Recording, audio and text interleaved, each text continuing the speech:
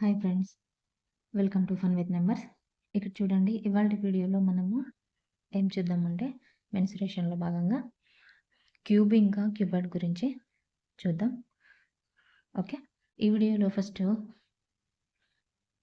అసలు క్యూబాయిడ్ అంటే ఏంటి అంటే, క్యూబాయిడ్ అంటే దీర్ఘగణం, క్యూబ్ అంటే సమగణం. ఈజీగానే అర్థమవుతుంది. అసలు మెన్సురేషన్, అసలు మ్యాథ్స్ అంటే భయపడే వాళ్ళు ఎక్కువగా ఇక్కడే ఉంటారు. ఇక్కడి నుంచే వాళ్ళకి మ్యాథ్స్ అంటే భయం అనేది స్టార్ట్ అవుతుంది. ఎందుకంటే వీటికి ఫార్ములాస్ అనేవి అంటే ఎల్ఎస్ఏ ఇంకా టీఎస్ఏ అంటే లాటరల్ సర్ఫేస్ ఏరియా, అలాగే టోటల్ సర్ఫేస్ ఏరియా, ఉపరితల వైశాల్యం, వక్రతల వైశాల్యం అని కూడా అంటారు. ప్రక్కతల వైశాల్యం ఎలా అన్నా ఒకటే. తర్వాత సంపూర్ణతల వైశాల్యం, తర్వాత ఘన పరిమాణం, ఓకే, వాల్యూమ్ అని అంటారు. ఇలాగా ఇవన్నింటికి ఫార్ములాస్ ఉంటాయన్నమాట. క్యూబాయిడ్ కంటే దీర్ఘగణానికి, క్యూబ్కి, ఇంకా శంకు, కోన్, తర్వాత స్తూపము, ఇవన్నిటికీ చాలా ఫార్ములాస్ ఉంటాయి. ఈ ఫార్ములాస్ అన్నీ చూసి ఇవన్నీ గుర్తుపెట్టుకోలేకనే ఇక్కడ నుంచే వాళ్ళకు మ్యాథ్స్ అంటే భయం అనేది స్టార్ట్ అవుతుందన్నమాట. బట్ అవసరం లేదు. ఓకే, అసలు ఇలాంటి ఫార్ములాస్ అనేవి గుర్తుపెట్టుకోకుండా, అంటే మనకు స్క్వేరు, రెక్టాంగిల్ గుర్తుంటే ఇంకా ఎలాంటి ఫార్ములాస్ వేరేటివి గుర్తుపెట్టుకోకుండా నేను ఈరోజు మీకు ఎక్స్ప్లెయిన్ అనేది చేస్తాను. ఓకేనా? మీకు అర్థం కాకపోతే మళ్ళీ ఒకసారి వీడియోను మళ్ళీ బ్యాక్ పెట్టుకొని మళ్ళీ చూడండి. ఓకే, చూద్దాం పట్టండి. ఫస్ట్ ఇప్పుడు ఇదేంటండి, ఇది ఒక రెక్టాంగిల్. ఓకే, అంతే, మనకు తెలుసు రెక్టాంగులర్కి ఎల్ ఇంకా బి అని చెప్పేసి పొడవు, వెడల్పు అని ఉంటాయి. దీన్ని దీర్ఘచతురస్రం అని అంటాం. అయితే ఈ దీర్ఘచతురస్రాన్ని ఇప్పుడు ఇదేముంది, పొడవు, వెడల్పులు మాత్రమే కలిగి ఉన్నది ఇది దీర్ఘచతురస్రం. వీటిని 2D పిక్చర్స్ అని అంటారనమాట. ఓకేనా? వీటికి ఏముంటాయంటే ఓన్లీ పొడవు, వెడల్పులు మాత్రమే ఉంటాయి. ఓకేనా? వీటిని 2D పిక్చర్స్ అని అంటారు. అయితే ఇది చూడండి, ఇప్పుడు ఇది ఒక దీర్ఘగణం. ఓకేనా? దీనికి ఈ పొడవు, వెడల్పుతో పాటుగా అప్పుడు ఇది హెచ్గా మారిపోయి ఇక్కడికి వచ్చింది. వెడల్పు అనేది ఇక్కడ ఉంది, ఇదేమో హెచ్ అవుతుంది. ఇదిగో ఇక్కడ ఉంది చూడండి, ఈ కింద ఇది బి, ఇదేమో ఎల్, ఇదేమో బి, ఇదేమో హెచ్ అయిపోతుంది. ఓకేనా? అంటే ఈ పొడవు, ఈ వెడల్పు కాకుండా ఎత్తు కూడా ఉన్నటువంటి ఈ పటాన్ని దీర్ఘగణం అని అంటారనమాట. ఓకేనా? దీన్ని క్యూబాయిడ్ అని అంటారు. వీటిని 3D పిక్చర్స్ అని అంటారు. ఓకేనా? 3D పిక్చర్స్, 3D డయాగ్రామ్స్ అని కూడా అనొచ్చు. ఓకేనా? అంటే పొడవు, వెడల్పుతో పాటు ఎత్తు కూడా కలిగినటువంటి వీటిని 3D పటాలు అని అంటారు. ఓకే, అయితే ఇప్పుడు మనకేం తెలుసు, ఓన్లీ ఒక రెక్టాంగులర్ యొక్క పెరిమీటర్ తెలుసు, 2 × L+B అని చెప్పేసి, అలాగే ఏరియా కూడా తెలుసు, L × B అని చెప్పేసి. ఇది ఏరియాకి ఫార్ములా, ఇదేమో పెరిమీటర్కి ఫార్ములా. మనకి రెక్టాంగులర్కి తెలుసు, మరి ఈ దీర్ఘగణానికి తెలియదు కదా. ఈ దీర్ఘగణానికి కూడా 3 ఫార్ములాస్ అనేవి ఉంటాయి. ఏంటివంటే దీని యొక్క వాల్యూమ్ అని, అంటే ఘన పరిమాణము, దీని యొక్క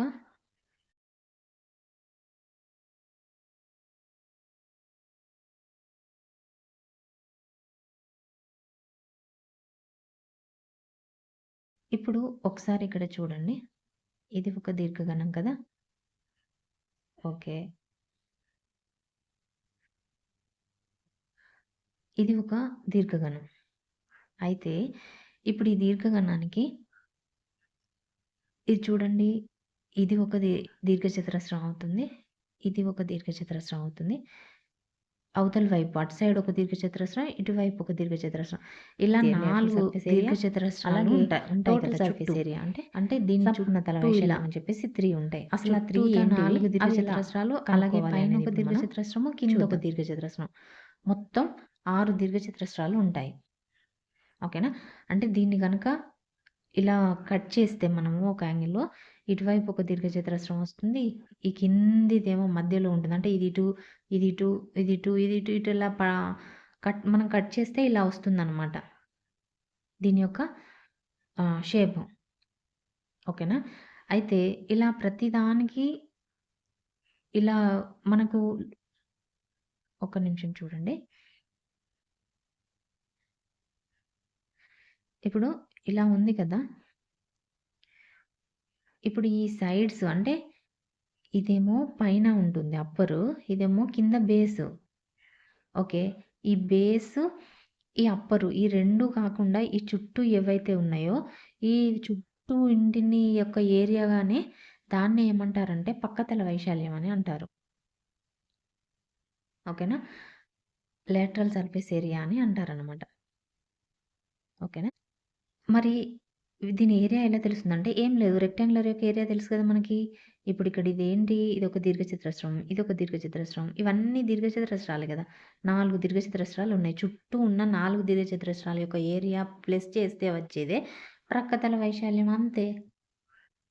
అస్సలు కన్‌ఫ్యూజ్ అవ్వద్దు. ఇదొక దీర్ఘచతురస్రం, ఇదొక దీర్ఘచతురస్రం, ఇదొక దీర్ఘచతురస్రం.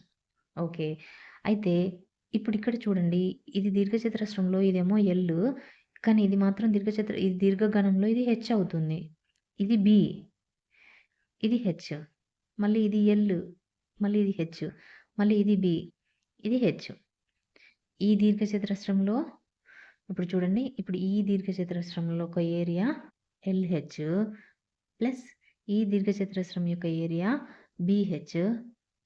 ఈ దీర్ఘచతురస్రం యొక్క ఏరియా ఇది ఎల్ కాదా? ఇది హెచ్. ఎల్‌హెచ్. అలాగే ఈ దీర్ఘచతురస్రం యొక్క ఏరియా బీహెచ్. 4 దీర్ఘచతురస్రముల యొక్క ఏరియాని మనం ఎడిషన్ చేస్తే వచ్చేదే దీర్ఘగణం యొక్క ప్రక్కతల వైశాల్యం అవుతుంది. అంతే ఇంకేం లేదు. ఇప్పుడు చూడండి ఇది ఎల్‌హెచ్, ఇక్కడ ఉంది ఎల్‌హెచ్, ఇది బీహెచ్, ఇక్కడ ఉంది బీహెచ్. అంటే 2LH ప్లస్ 2BH వచ్చింది. రెండింటిలో ఏం కామన్ ఉంది? 2H కామన్ ఉంది. సో, 2H అనేది కామన్ తీస్తే ఇక్కడ L మిగులుతుంది, ఇక్కడ B మిగులుతుంది. అంటే L+B. ఇది ప్రక్కతల వైశాల్యానికి ఫార్ములా. అంతే. చూడండి మనం ఏమన్నా కష్టపడ్డామా? దాన్ని గుర్తుపెట్టుకొని బట్టి పట్టుకోవడం ఎందుకు? మనకు ఆల్రెడీ తెలుసు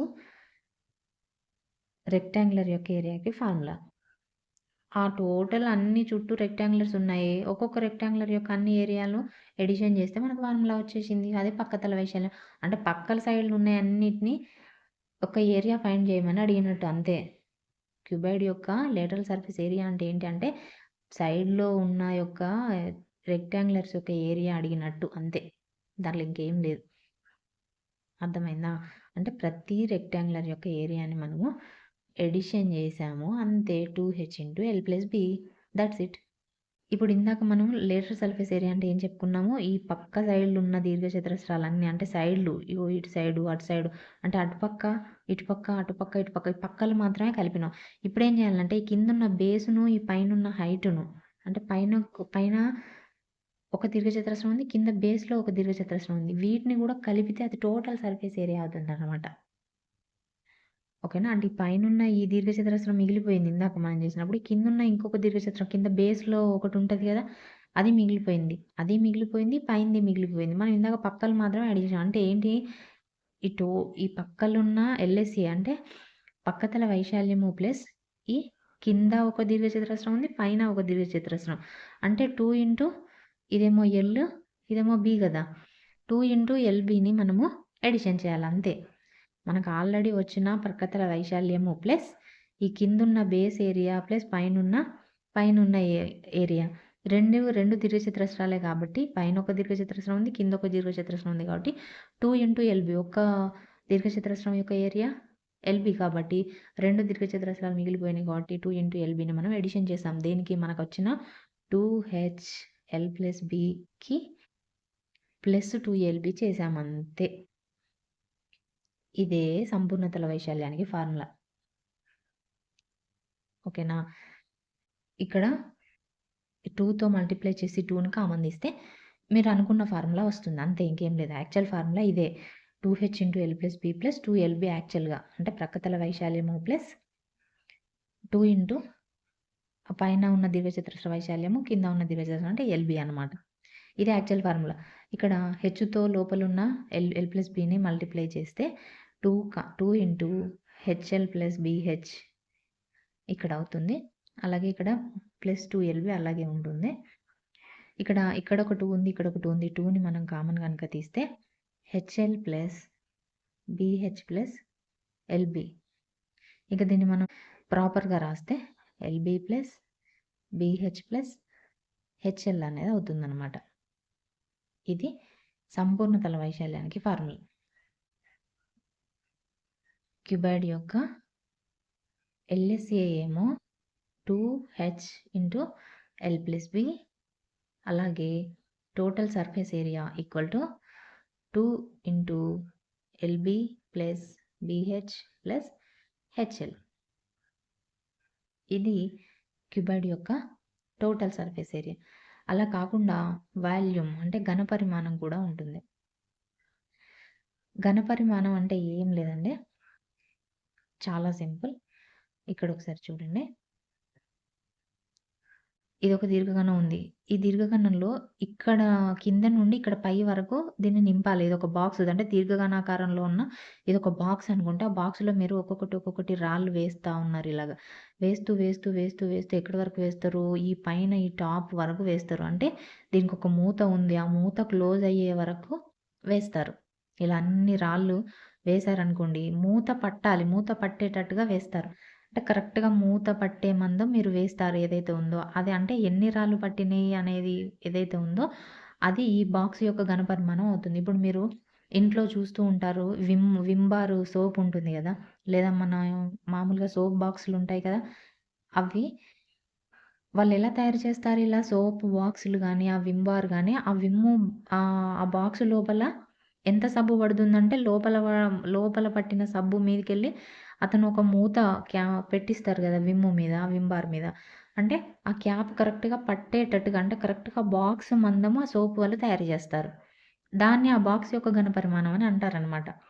సేమ్ ఇది కూడా అంటే ఘనపరిమాణం అంటే దాని లోపల ఎంత మనము ఇప్పుడు మీరు చక్కెర డబ్బాలు కానీ లేకపోతే ఒక గ్లాస్ కానీ నీళ్లు తీసుకుంటే, ఒక గ్లాస్ నిండా నీళ్లు తీసుకున్నారంటే దాని ఘనపరిమాణం. అందులో నీరు ఎంత పడుతుందంటే ఆ గ్లాస్ ఘనపరిమాణం ఎంత ఉంటుందో అంతే పడుతుంది. ఇప్పుడు మీరు ఒక చిన్న గ్లాస్ తీసుకున్నారు, ఇందులో ఇక్కడ వరకు నీళ్లు నింపితే ఇంకో పెద్ద గ్లాస్ తీసుకున్నారనుకోండి, మీరు ఈ గ్లాసులో ఉన్న నీళ్ళు మొత్తం దీనిలో పోస్తే ఇక్కడి వరకే వస్తుంది. ఎందుకంటే ఇది పెద్దగా ఉంది గ్లాస్ కాబట్టి. అర్థమైందా? అంటే దీని ఘనపరిమాణం తక్కువ, కానీ ఇది గ్లాస్ సైజ్ పెరిగింది కాబట్టి దీని ఘనపరిమాణం ఎక్కువ. ఇట్లాంటి 2 గ్లాసులు పోతే ఈ గ్లాస్ నిండుతది.